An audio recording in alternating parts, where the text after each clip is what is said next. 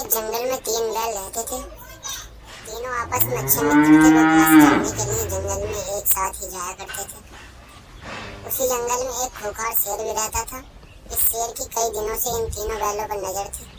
वह इन तीनों को मारकर खाना चाहता था। उसने कई बार बैलों पर आक्रमण भी किया, लेकिन बैलों की आपसी मित्रता के कारण वो कभी सफल नहीं हो पाया।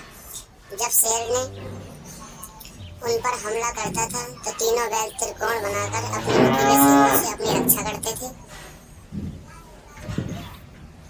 तीनों बैल साथ मिलकर कई बार शेर को भगा चुके थे, लेकिन शेर कैसे भी करके उन तीनों को खाना चाहता था। शेर ये समझ रहा था कि जब तक ये तीन साथ रहेंगे इन्हें मारा जा सकता नहीं है। इसलिए उसने एक दिन इन तीनों को अलग करने के लिए एक चाल चली। शेर ने बैलों को अलग करने के लिए जंगल में एक अफवाह उड़ा दी। अफवाह यह थी कि इन तीनों बैलों में से एक बैल अपने साथियों को धोखा दे रहा है।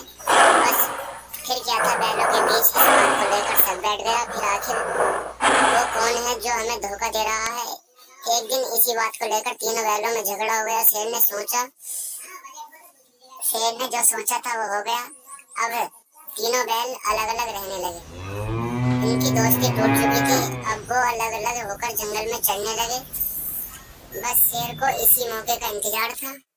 शेर ने बैलों को अलग करने के लिए जंगल में शेर ने एक दिन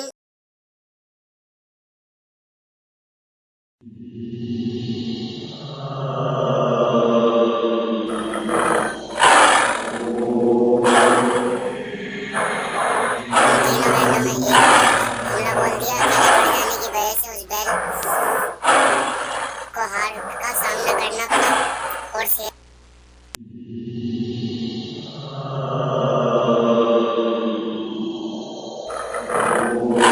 की जीत हुई। कुछ दिनों के बाद दूसरे शेर पर भी हमला किया और उसे मारकर खा गया। अब सिर्फ